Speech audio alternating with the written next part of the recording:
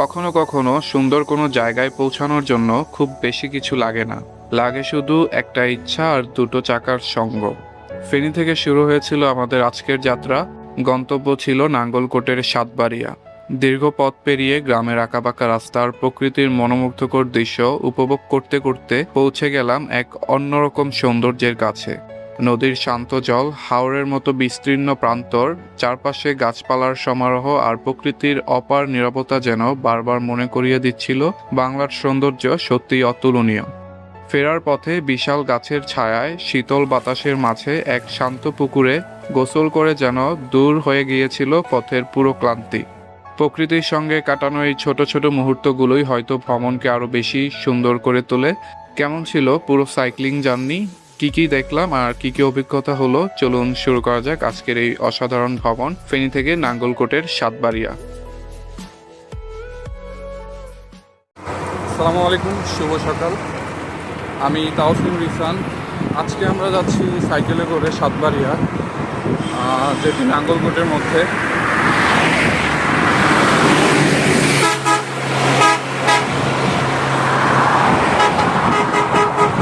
ফেনী থেকে সাতবাড়িয়া আনুমানিক 20 কিলোমিটারের মতো পড়বে।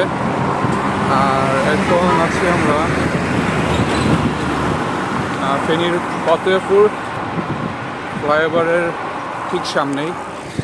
আমাদের সামনে হচ্ছে ফেনী ফতেপুর ফ্লাইওভার।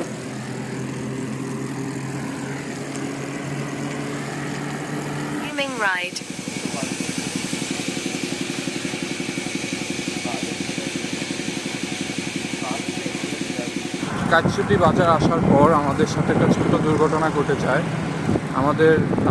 আমার পিছনে যে সাইকেলটা আছে ওইটার চাকা লিক হয়ে যায়। তারপর বাজারে একটা দোকান থেকে আমরা লিকটা ঠিক করে আবার রওনা করলাম সাতবাড়িয়ার উদ্দেশ্যে। তো সামনে হচ্ছে আমাদের পদুয়ার বাজার থেকে আমরা বাঁ দিকে চলে যাব গুণবতীর দিকে।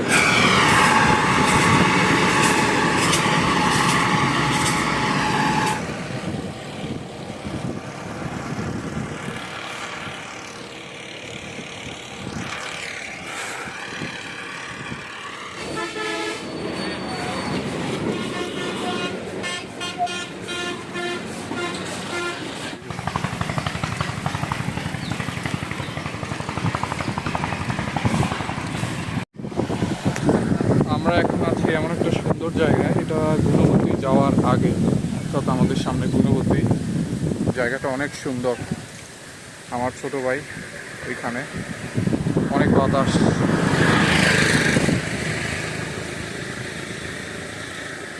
মাশাআল্লাহ। তো সামনেই হচ্ছে গুণবতী বাজার, তারপরে গুণবতী স্টেশন, রেলওয়ে স্টেশন। আমরা সম্ভবত গুণবতী রেলওয়ে স্টেশনে দাঁড়াবো।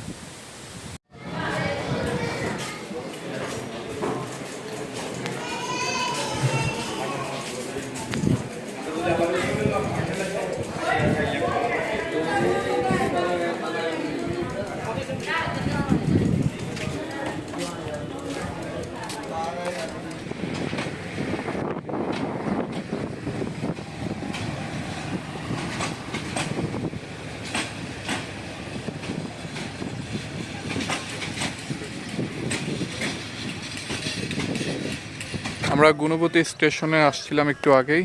এখন এখান থেকে আমরা চলে যাচ্ছি সাতবাড়িয়ার উদ্দেশ্যে। তো রেল লাইন ধরেই যাব, রেল লাইন ধরে সামনেই সাতবাড়িয়া যাওয়ার রোডে উঠে যাব আর কি। তারপরে আমরা সাতবাড়িয়া হচ্ছে বাঁ দিকে চলে যাব। এখন রেল লাইন ঘেঁষেই এখানে একটা কাঁচা রাস্তা পায়ে হাঁটার, সেটা দিয়ে আমরা চলে যাচ্ছি।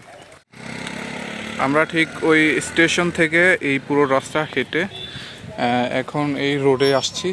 আর এটা হচ্ছে সাতবাড়িয়া যাওয়ার রোড গুণবতী থেকে।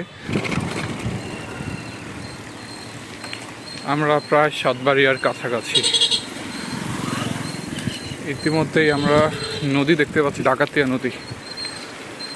ম্যাপ দেখলে আরো ক্লিয়ারলি বলতে পারবো। এই যে নৌকা, রোডটা অনেক সুন্দর। এক পাশে রাস্তা আর এক পাশে নদী। আর আমরা সাইকেল চালাচ্ছি এই রাস্তায়।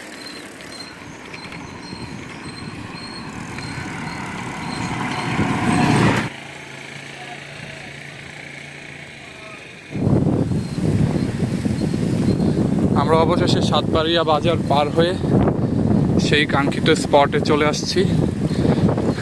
কিছুটা হাওয়ার মতো, এই জায়গাটা বেশ সুন্দর, আমি দেখেছিলাম। আলহামদুলিল্লাহ আমরা আমাদের ডেস্টিনেশনে পৌঁছেছি, মাশাআল্লাহ।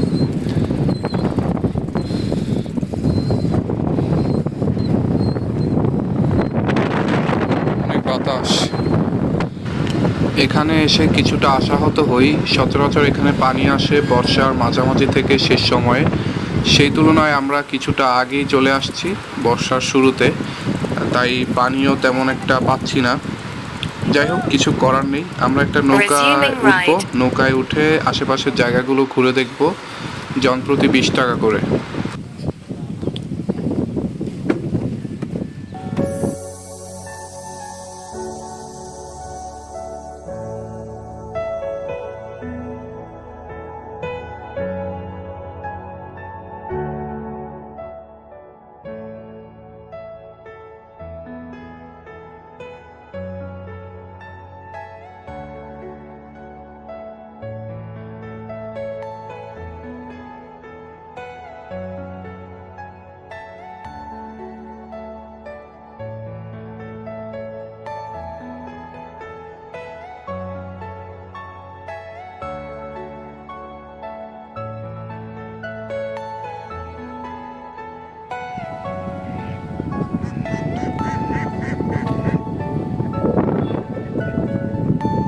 Are you all my personal dreams?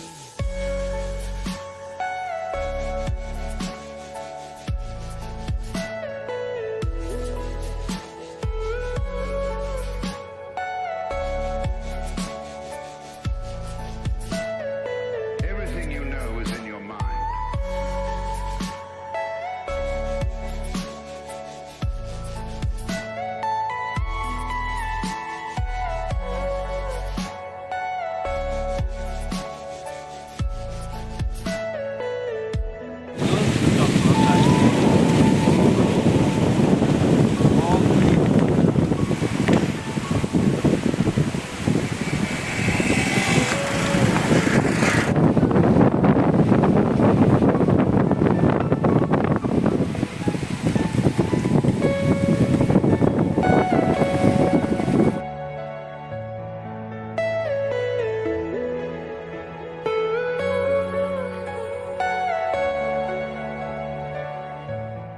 ব্রিজের উপর থেকে আরও সুন্দরভাবে দৃশ্যগুলো দেখা যায়, আর ব্রিজটার উপরে অনেক বাতাস আছে।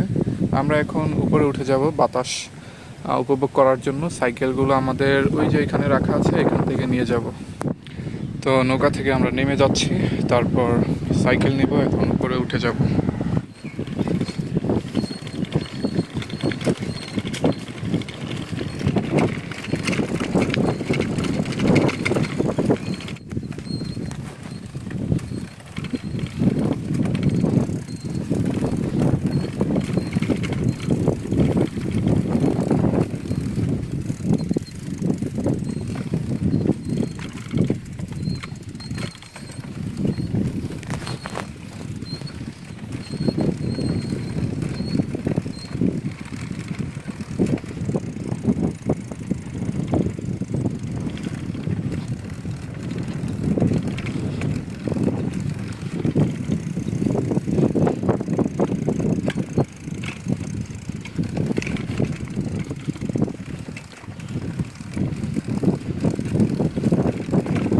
আমরা আছি এখন মোহরবাগ। সাতবাড়িয়া থেকে বের হয়ে চলে আসছি, এখন যাচ্ছি দরবেশের হাটের দিকে।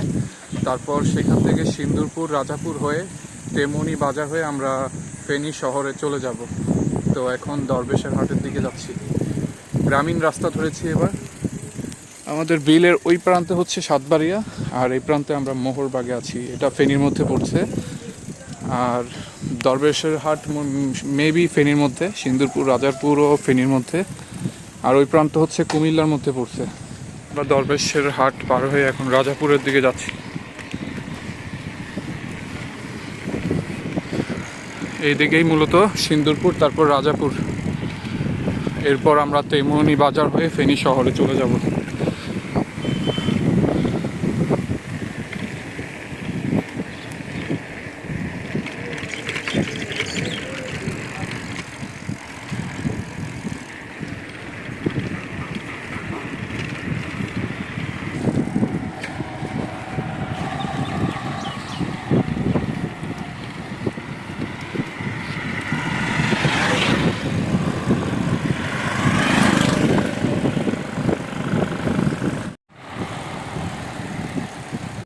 এখন একটা ব্রেক দিলাম, এখন আছি রাজাপুরে।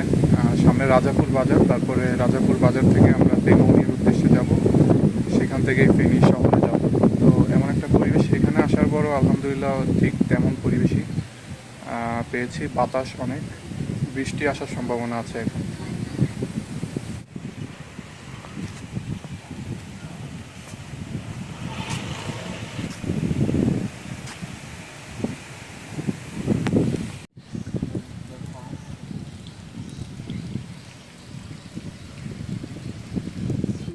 আমরা এখন এখানে গোসল করব, আর আমাদের সাথে আছে ছোট মিয়া আর আমার ভাই। আমরা এখানে গোসল করব এখন। অনেক গরম, মোটামুটি গরম ছিল, তো এখানে এই পরিবেশ দেখার পরে গোসল না করে থাকতে পারলাম না।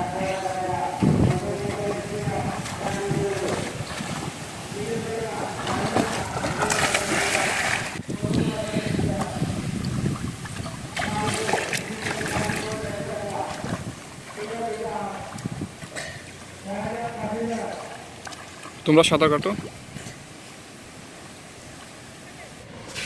গোসল করে রেডি হয়ে আবারও রওনা করলাম বাসার উদ্দেশ্যে। আর হ্যাঁ, আমাদের আজকের ভ্রমণ গল্প এই পর্যন্তই ছিল। আশা করি সবার ভালো লেগেছে। দেখা হবে আবারও নতুন কোনো ভ্রমণ গল্পে। আল্লাহ হাফেজ।